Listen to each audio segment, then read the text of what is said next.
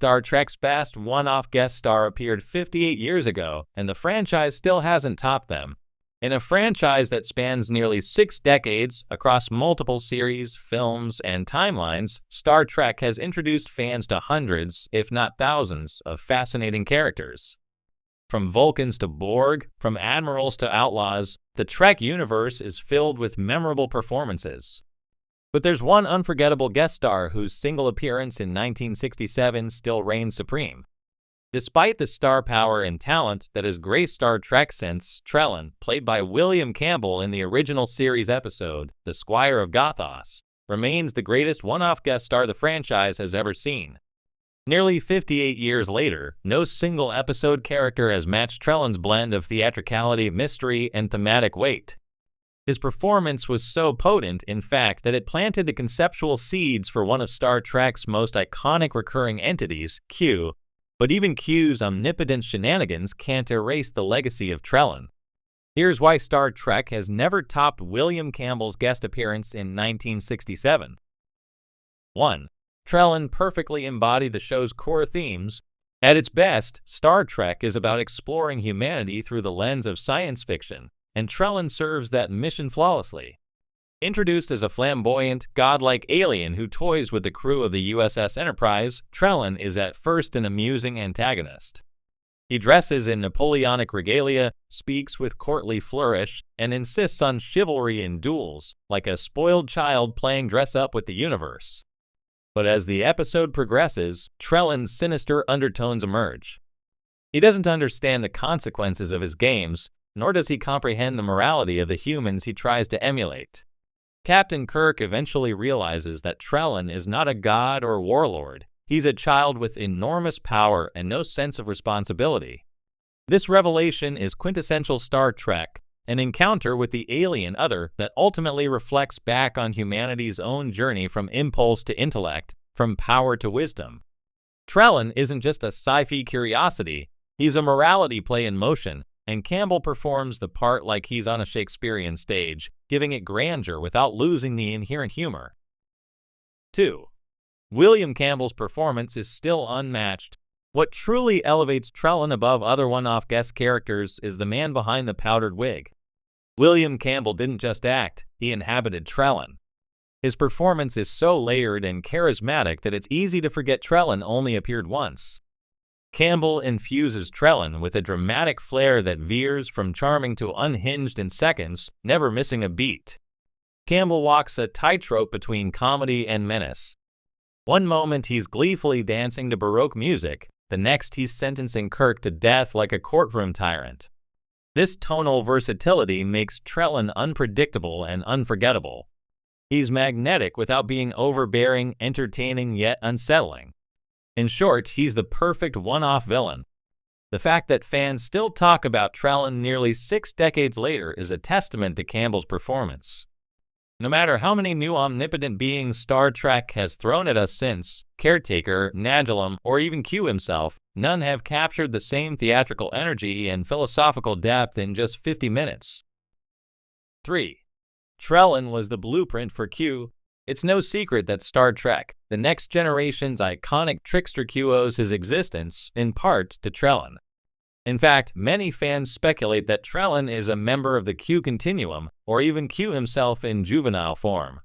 That theory gained unofficial legitimacy in Peter David's novel Q Squared, where Trellin is revealed to be a young Q who went rogue from the continuum. Whether canon or not, the parallels are undeniable. Both characters are omnipotent beings who meddle with Starfleet crews, test their morality, and exhibit a flair for the theatrical.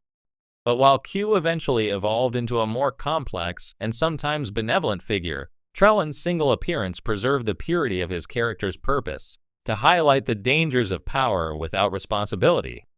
Q may have become the more iconic figure due to his recurring appearances, but there's a raw power in Trellin's singular performance.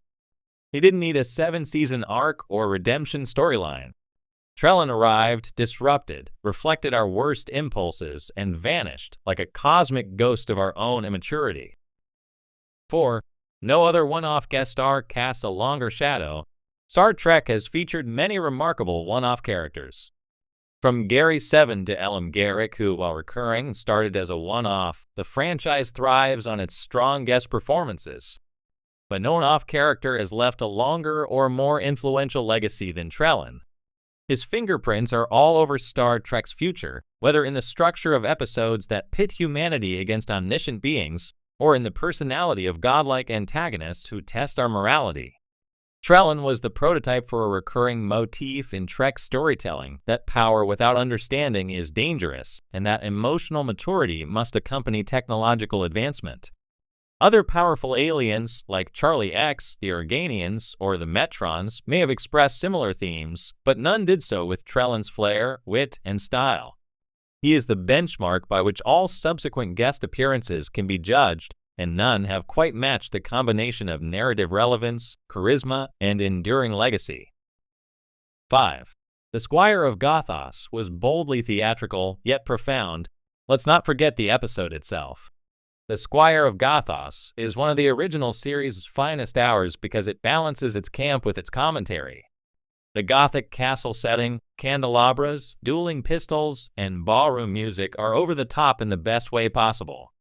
Yet all of that theatrical dressing underscores the episode's central point: how easily misunderstood humanity's history and values can become when viewed through the wrong lens. Trellin's understanding of Earth is based on long-distance observations through light waves. He's essentially watching reruns of Earth's violent and imperialist past, and he assumes that's the current standard. This twist becomes a poignant metaphor. Even with power and intelligence, true understanding requires empathy, not just data. The final reveal that Trellin is a child being scolded by unseen parents hits with unexpected emotional and philosophical weight. It's a cautionary tale about unchecked curiosity and the need for growth beyond raw capability.